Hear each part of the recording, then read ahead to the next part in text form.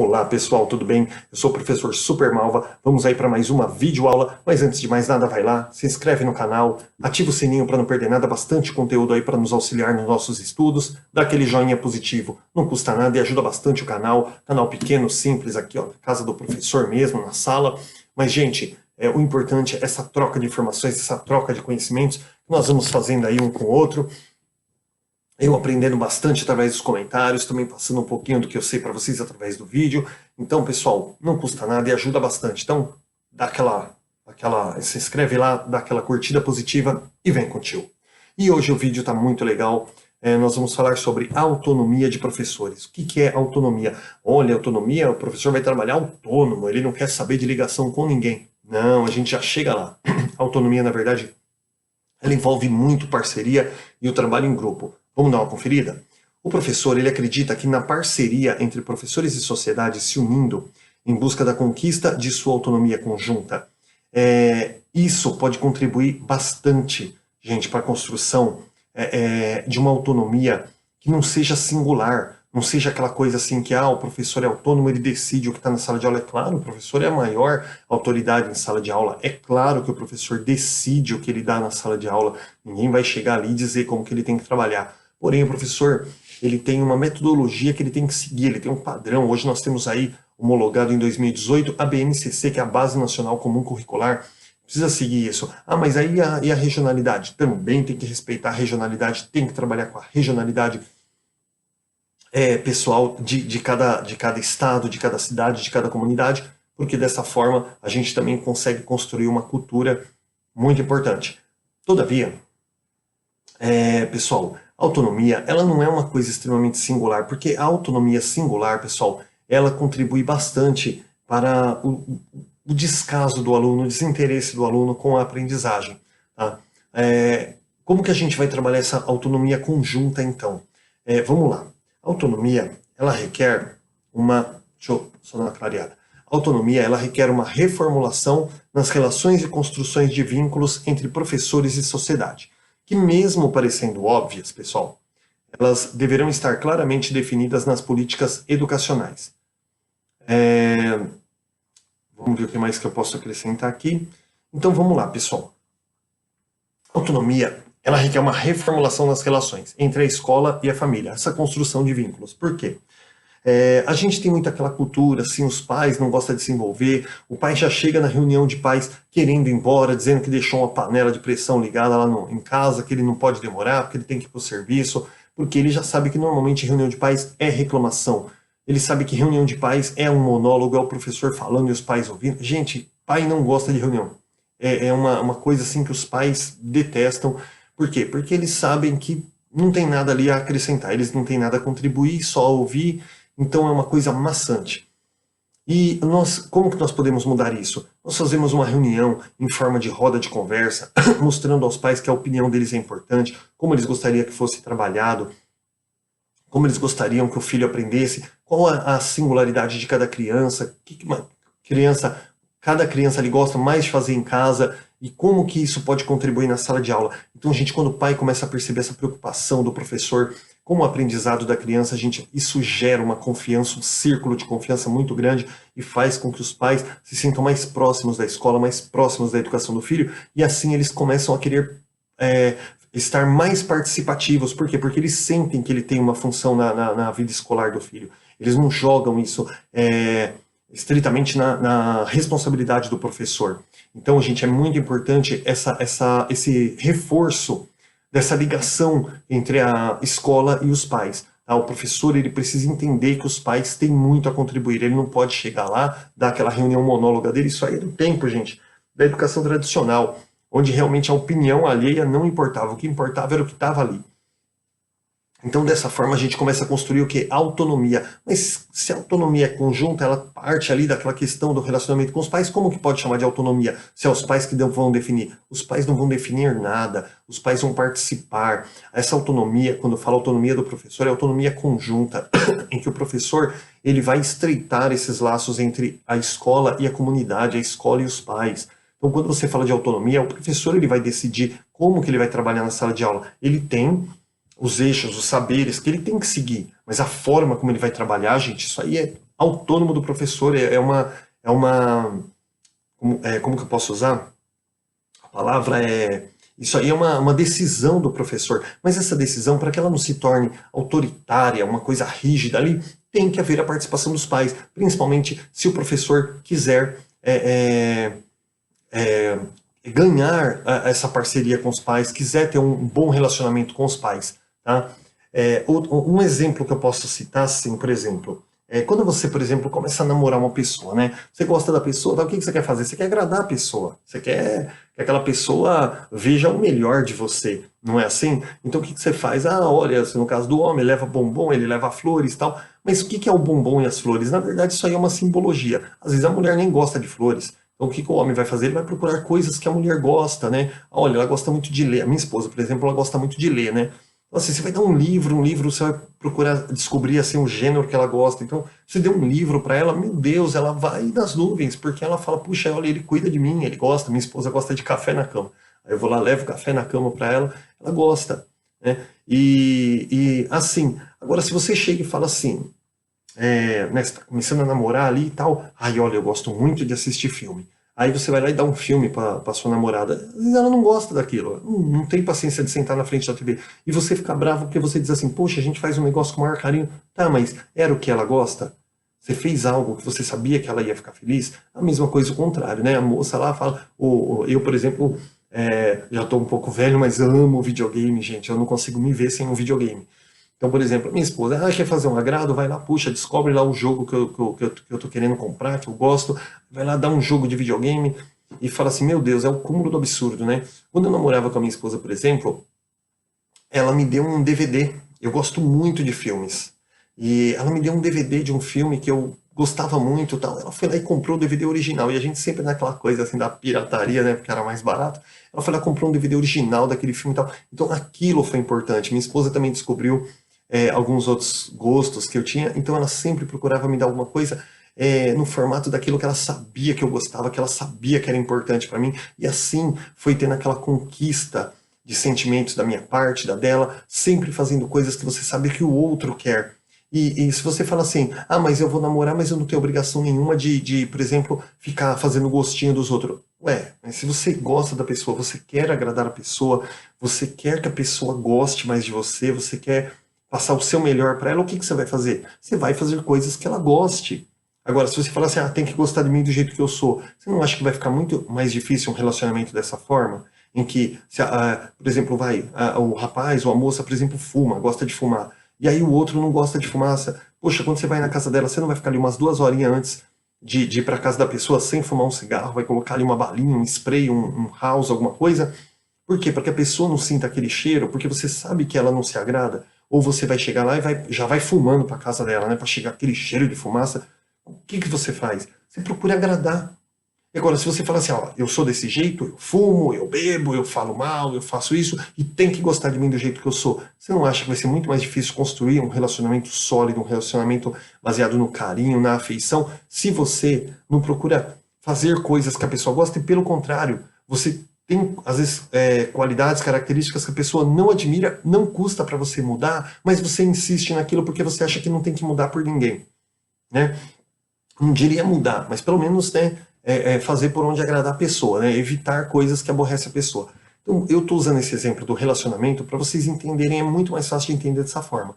O relacionamento com os pais, gente, é a mesma coisa, né? O que que você vai fazer? Nossa, eu tenho que dar flores para os pais? Não, de forma nenhuma. Mas o que que faz esse pai gostar mais de você como professor? Ele quer que eu passe a mão na cabeça do filho dele? Não, o pai quer sentir segurança, ele quer sentir que o filho dele está bem acolhido, está bem assistido, quer sentir que o filho dele está em segurança, está bem cuidado. Enquanto ele está trabalhando ou enquanto ele está em casa ou está fazendo alguma outra coisa, ele quer saber, ele quer ter a certeza de que o carinho que o filho recebe em casa vai receber na escola. E você, como professor, se você quiser construir esse relacionamento, essa parceria, essa autonomia em conjunto, você tem que fazer o quê? Procurar passar isso para os pais. Agora, se você chega lá como um professor rígido, eu trabalhei com várias pessoas assim, que chega e fala assim, eu não sou pago para ser gentil, eu não sou pago para sorrir para pai e mãe, eu não sou tia, eu não sou tio, eu não ligo que a criança me chama de tio, de professor, do que quer que seja. Eu sempre brinco com eles que eu falo, não pode chamar de tia.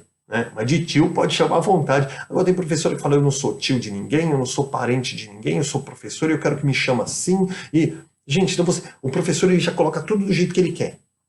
Mas ele não procura saber aquilo que agrada a outra família. E o que que acontece, gente? O que acontece é que você começa a gerar uma relação desgastante logo de cara. Sabe quando você vai naquele primeiro encontro, assim, com a pessoa, foi indicação de um amigo, tá? Você chega lá, você já olha para a pessoa, já não tem aquela química. Né? Um torce pro Corinthians, outro torce pro São Paulo. Um gosta da esquerda na política, o outro gosta da direita. Olha, isso não vai... A pessoa já olha e fala, Deus me livre, eu não quero saber dessa pessoa na minha vida. Não é assim? Então a mesma coisa, gente, essa relação entre o pai, entre a família, entre o professor. Eu não estou falando de escola. Nós já fizemos vídeo aí sobre a relação família-escola, a interação família-escola. Agora nós estamos falando do professor, não da escola. Então essa relação entre o professor e a família é uma coisa mais estreita, né? Essa relação entre o professor e a família, gente, quem tem uma maior obrigação de construir isso é o professor. Porque, olha só, gente, a gente sempre fala assim que você quer ganhar uma pessoa, trata bem o filho dela. Você tratou bem a criança, você ganha aquela pessoa. Então, o professor ele vai lidar diretamente com a criança. Então, se ele tiver aquela afetividade, aquela preocupação, mostrar que cada criança ali é importante, gente, você cria um vínculo fantástico com os pais. E você vai ter a parceria dos pais, o apoio dos pais. Assim você começa a construir uma autonomia até singular. Porque tudo que você falar, olha só, mais uma vez entrando aí Henri Vallon, né? A gente fala da afetividade com a criança, mas a afetividade com os pais também pode se aplicar essa teoria do Henri Vallon. Gente, que a partir da afetividade, quando o pai ganhar aquele carinho pelo professor, ganhar aquela confiança, tudo que você falar para o pai, que você propor, o pai vai aceitar, gente. É claro que na escola pública, por exemplo, você não pode pedir coisas aí que necessite do pai dispor de dinheiro. Mas tudo que você pede pro pai, assim, uma parceria, ó, pai, dá pra você contar uma história para ele hoje, que amanhã nós vamos fazer uma oficina, o pai vai lá se desdobrar do avesso na medida do possível, ele vai fazer. Por quê? Porque ele sente aquela reciprocidade do professor, aquele carinho, aquela afetividade. E isso, gente, gera essa parceria, gera uma autonomia conjunta no ensino e também vai gerar aquela autonomia singular. Porque quando o professor precisar aplicar algo que ele tem certeza que é uma coisa positiva tal, ele não vai precisar ter aquele trabalho de explicar tudo para os pais. Ele simplesmente, gente, vai falar, pais, olha, eu tenho um projeto bacana aqui, o pai vai falar assim, ó, pode fazer aqui, ó, assina embaixo. Então olha que bacana. Como que você pode começar a construir uma autonomia, tanto uma autonomia de parceria quanto uma autonomia singular do professor, uma autonomia pessoal, através, gente, de um bom relacionamento com a família. Tá bom? Vamos lá. As características da profissionalidade, gente, são autonomia, integridade, responsabilidade, atitude mais prática e profissional mais conhecimento, mais habilidades. Gente, por que a gente está falando de profissionalidade? Porque para um professor trabalhar, ele precisa ser profissional em sala de aula. O que é profissional em sala de aula? Não emitir opiniões, não emitir julgamentos sobre as coisas, né? Manter uma ética, assim, nível hard, sabe? Ética de 0 a 10, nível 15, a ética do professor tem que ser. Então o professor ele não pode julgar, ele não pode opinar, ele não pode, sabe, ter aquelas... o famoso pré-conceito, né? Que aprendi isso no antigo primeiro colegial, hoje seria o primeiro ano do ensino médio, aprendi isso lá no primeiro colegial, né? Que a professora de filosofia, literatura, desculpa. A professora de literatura nos ensinou a diferença entre preconceito e preconceito. O preconceito é quando você tem uma discriminação com alguma pessoa, né? No caso do negro, no caso uma pessoa que tem uma religião diferente da sua, uma cultura, uma posição política, isso gera um preconceito. Ou seja, você tem um preconceito, você não gosta daquela pessoa por causa de ter determinada característica ou posição dela. Agora, o preconceito, gente, é um conceito definido antes de você conhecer uma pessoa. Por exemplo, toda loira é burra, né? Como que a gente pode... Todo político é ladrão, e por aí vai, né? Tem bastante exemplo, a gente não vai ficar também se aprofundando nisso, que não é o foco da aula. Mas assim, quando você tem aquele preconceito definido, ó, toda loira é burra, a pessoa vai lá, toda mulher é má motorista, né? Quando chega lá, vê, tinha que ser mulher. Aí quando a pessoa vai lá e fala uma besteira, tinha que ser loira. né? Então, gente, esse pré-conceito é um conceito pré-definido. Antes de você conhecer uma pessoa, de você saber, né? Às vezes você olha assim e você fala assim, ei, tinha que ser mulher no volante. Mas não é, na verdade, nem foi culpa dela. Por exemplo, aconteceu uma situação difícil ali, a mulher, por exemplo, ela estava dirigindo direitinho. Veio um homem bêbado e bateu nela. Mas ela, por ser mulher, então a culpa do acidente foi dela. Então, esse pré-conceito definido, tá? Essa coisa de que porque é mulher, a culpa é dela. Olha, porque é loira, então é por isso que ela falou besteira. Então, gente, o preconceito é uma discriminação por qualquer situação. O pré-conceito é um conceito pré-definido, uma coisa que você já estabelece antes de olhar. Como eu falei numa outra aula, quando você olha para o aluno, você vê aquele aluno falador, tal, aquela coisa, você já vi que esse daí é bagunceiro. Poxa, ele só gosta de se expressar. Né? Ou você vê um aluno ali, de repente, brincando de lutinha com outro e fala, ó, já vi que esse aí é agressivo. E ele não é agressivo, gente, ele está brincando com o colega dele. Então, assim, você primeiro precisa conhecer a criança, conhecer a cultura dela, realmente a personalidade dela, para depois você emitir ali a sua opinião baseada em fatos, não baseada em conceitos pré-definidos só de olhar para uma criança. Ou seja, aquela famosa frase, não julgue o livro pela capa. Então, gente, isso trata da profissionalidade. O professor ser exímio de qualquer opinião, de qualquer julgamento. Né? Às vezes você vê uma criança ali com uma roupinha mais ou menos assim, você fala, nossa, mas essa roupa aí não era roupinha de vir para a escola, tal. Mas às vezes a criança ela não tem uma outra roupa em casa, ela vai com uma camisetinha mais curta, não é porque a mãe está passando uma cultura que não deveria para a criança, ensinando a criança a se vestir mal. Não, às vezes o shortinho tá curtinho, a blusinha tá curtinha, não é porque a mãe tá ensinando a menininha, por exemplo, andar numa linha aí que não condiz com a criança. Não, às vezes é porque não tem. Às vezes aquela roupa ela ganhou, era grande, aí a criança foi crescendo, a roupa ficou pequena, e às vezes a criança não tem outra roupa para ir para a escola, por exemplo. Tá? Então esse pré-julgamento não pode acontecer. Tá? Para isso é necessário que o professor haja com profissionalidade. E a profissionalidade, pessoal, ela tem uma série de características, tá? Que é o quê? Opa, peraí, deixa eu subir aqui. Que é o quê, gente? Autonomia, ou seja, o professor tem que ser uma pessoa autônoma, tem que ser uma... Olha, quantos professores a gente trabalha, às vezes coordenadores aí, que trabalha, tudo que você vai perguntar, tem que perguntar para o diretor. Eu tenho que ver o que o diretor acha. E o professor não tem autonomia, pessoal. Às vezes você vai falar, pessoal, o que você acha de a gente trabalhar um projeto assim? A gente precisa ver com o coordenador.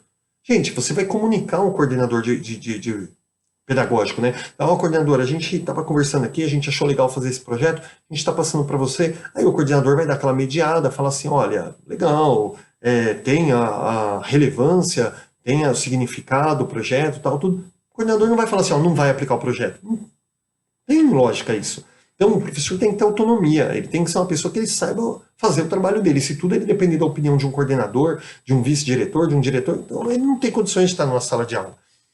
Outra característica da profissionalidade, gente, é a integridade, que foi isso que eu falei. Integridade é ser uma pessoa íntegra, ser uma pessoa correta, não julgar assim, eu gosto mais daquele aluno, mas ele cometeu uma falha com aquele que eu não gosto, então eu vou defender ele porque ele é o bonzinho, eu gosto dele. Não, gente. Se o aluno que você mais gosta foi culpado de um conflito ali com outro que você não gosta, você tem que ser justo. Mesmo que você não goste do aluno, você tem que ser justo com ele. Não passar a mão na cabeça, por exemplo, daquele aluninho que você gosta mais. O professor tem que ter responsabilidade, gente. O que é responsabilidade? Ele tem, gente, que assumir o posicionamento de tudo que acontece na sala de aula. Então, assim, uma criança machucou alguma coisa toda, eu não vi. Gente, a gente sabe que nós trabalhamos aí com 35 crianças, aí às vezes até mais, na sala de aula. Então, a gente sabe que pode acontecer uma coisa ou outra que você não viu, que você não tem 35 olhos ali para estar em cima de todo mundo o tempo todo. Só que a questão é, gente, aconteceu, é responsabilidade do professor. Não adianta o professor falar, porque esse aluno isso, porque esse aluno aquilo, porque... Gente, a responsabilidade da sala é do professor. E ele tem responsabilidade sobre a matéria que ele vai ensinar, ele tem responsabilidade sobre o projeto, sobre o andamento, sobre o aprendizado do aluno. Como é difícil a vida do professor, né? E quem é que não sabe disso? Mas tem que agir com responsabilidade. Ele é responsável pela sala, ele é responsável por tudo que acontece, seja pela disciplina, pelo comportamento, pelo bom andamento, pelas atividades e pelo aprendizado do aluno também. Outra característica, pessoal, atitude mais prática. Eu acabei comentando isso agora há pouco aí. Gente, tem que ter, entra na questão da autonomia também. O que é atitude mais prática? Professor que, quando acontece alguma situação, ele tem que resolver. Ele não pode ficar dependendo de gestão para tudo, tá? E não só atitude, mas prática. Como assim? O que é a prática, gente? Olha, tem que fazer uma coisa? Já vou levantar aqui, já vou começar, já vou... Você não vai chegar e falar, olha, coordenadora, eu vou fazer uma atividade aqui na minha sala, ai, olha, posso arrastar as mesas? Gente, pelo amor de Deus, e acreditem, acontece, tem professor, como em qualquer outra profissão, tem aquele funcionário que não tem autonomia para nada. Tudo ele tem que pedir, tudo ele tem que perguntar, tudo ele precisa da aprovação. Tá? Então o professor tem que ter atitude e a prática também, gente, que é ir para cima. Profissional, já falamos, conhecimento e habilidades. O que é conhecimento, pessoal? Ele tem que conhecer o trabalho dele e aquilo que ele vai aplicar. Tá? Por exemplo, um projeto, o professor tem que saber tudo a respeito daquele projeto. O aluno pode ter dúvidas, porque ele vai descobrir. Agora, o professor não pode aplicar um projeto sobre um assunto do qual ele não domina, porque vai chegar um ponto em que o aluno vai precisar dessa mediação. E o professor vai falar, ok, espera um pouquinho que eu vou pesquisar. Não dá, né, gente? E habilidades. O que são habilidades, gente? Habilidades são as características mais básicas que um profissional precisa ter para exercer uma profissão. Por exemplo, o que um professor precisa ter? Ele precisa ter uma boa oratória, ele precisa saber falar, ele precisa ter o conhecimento básico sobre aquilo, né, que ele vai ensinar, que foi o que eu falei. Ele tem que saber escrever, tem que saber ler, ele tem que ter um domínio sobre a sala. Se ele não tem um domínio sobre a sala, mas não é o domínio assim do tipo de autoritarismo, mas o domínio, gente, de saber colocar os alunos ali no lugarzinho, de saber organizar a sala para poder começar a trabalhar. Tem professor que ele senta e ele passa uma aula inteira, por exemplo, de 50 minutos, ele passa uma aula inteira tentando fazer os alunos sentar. Então ele tem que ter esse conjunto de habilidades, gente, para exercer a sua função. Mas eu passei no concurso. Às vezes ele é um rato de apostila, é um cara que estuda, meu, cara decora tudo na prova, mas quando chega na sala de aula ele não tem autonomia nenhuma. É um professor que ele não tem ali as qualidades básicas, as características básicas para assumir. O fato dele passar no concurso foi porque ele sabia a matéria, mas às vezes ele não tem as características. Então essas habilidades também são necessárias. Falar de profissionalidade significa não apenas descrever...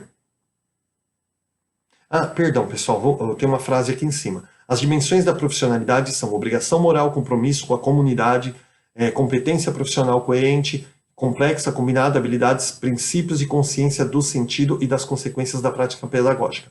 E aí embaixo aqui, falar da profissionalidade significa não apenas descrever o desempenho do trabalho de ensinar, mas também expressar valores e o que se pretende e se deseja alcançar ao desenvolver esta profissão.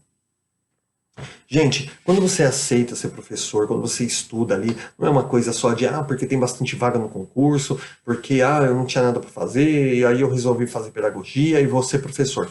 Gente, você precisa entender o compromisso que é, gente. Você pega, por exemplo, hoje nós temos aí uma situação de 2 youtubers que trabalham com crianças, que tem um canal voltado para criança e começaram a ter atitudes reprováveis, gente. Atitudes aí de conteúdos que não condiz com a idade de uma criança, com a maturidade de uma criança. E são youtubers que ganham milhões, estão multimilionários trabalhando com criança e hoje estão tendo atitudes. Por quê? Porque olha só, gente, dinheiro e fama não é tudo. São pessoas que voltaram o seu trabalho para o âmbito infantil. Qual é a primeira coisa que eles teriam que fazer? Vou fazer um curso de pedagogia, vou me formar em pedagogia, vou aprender a lidar com crianças. Eu estou fazendo um curso aqui na Prefeitura de Guarulhos, e eu recebi a indicação para assistir um filme, que é um filme do Tom Hanks. Eu nem me lembro o nome agora, mas acho que é alguma coisa, Hoje é um Bom Dia na Vizinhança, alguma coisa assim, mas dá uma procurada lá do Tom Hanks. E conta a história do Mr. Rogers, que foi um pedagogo americano, faleceu inclusive em 2003, que ele tinha um programa infantil com bonecos, tudo, e ele tratava de assuntos com as crianças que eram assuntos de adultos, inclusive. Ele falava sobre divórcio, sobre morte, sobre essas coisas, mas sempre numa perspectiva pedagógica, para a criança aprender a lidar, por exemplo, com a perda de um bichinho, com a perda de um parente querido, né, do divórcio. Por quê? Porque muitos pais se separam e a criança fica perdida. Por que meu pai largou minha mãe? Por que a minha mãe separou? E ele trabalhava com isso, sobre essas questões. Então foi um pedagogo assim, muito famoso, teve um programa durante décadas nos Estados Unidos. E aí fizeram um filme. Puxa, eu realmente esqueci. Acho que é Um Bom Dia, Vizinhança, alguma coisa assim. Com Tom Hanks. E esse filme, gente, ele mostra exatamente o cuidado que aquele homem tinha. Em primeiro lugar, ele era o quê? Um pedagogo. Ele não era uma pessoa que ia trabalhar com criança porque ele era bom com fantoche. Ele aprendeu a ser bom com fantoches, mas como ele trabalhava com criança, ele era um pedagogo, ele entendia a alma da criança, o que ele poderia trabalhar com a criança e qual o contexto. Olha que bacana. E nós temos aí hoje 2, até mais YouTubers que eles trabalham com crianças, enriquecem horrores trabalhando com crianças. E, gente, eles não tiveram a preocupação de fazer um curso de pedagogia, de aprender sobre o universo da criança. Não, eles vão lá, fazem umas bobagens, umas oficinas engraçadas, as crianças gostam, só que eles começaram o quê? Como eles não têm esse conhecimento, eles começaram a partir para conteúdos que não condiz com a criança. Conteúdos de conotação sexual, de conotação até pornográfica, gente. E aí tá uma situação bem difícil agora em relação a essas pessoas. Por quê? Porque a pessoa não tem o conhecimento básico, não tem a formação para lidar com aquele tipo de tema, com aquele tipo de público. E isso gera o quê, gente? Você gera perda da inocência da infância, você coloca coisas na vida da criança que ela não estava preparada, e o que acontece, gente? Um efeito dominó. A criança, ela vai começar a entrar em colapso, ela vai começar a explorar aqueles temas sem estar preparada para aquilo. E logo, gente, ela vai começar a se perder. E muitas crianças aí, elas começam a entrar no mundo das drogas, começam a se perder na sua juventude. Por quê, gente? Porque elas tiveram contato com coisas que não era pertinente à idade delas naquele momento. Tá? Então, assim, o professor, gente, ele precisa ter me perdoa, gente. Precisa ter essa concepção de conhecimento acerca do seu trabalho. Tá? Precisa ser uma pessoa que ele precisa dominar aquilo ali, porque não basta apenas você passar num concurso público, chegar na sala, você não sabe lidar com aquilo. Tá? Então, é muito importante essa questão. Deixa eu dar uma olhada aqui, gente, na aula. Como é que tá?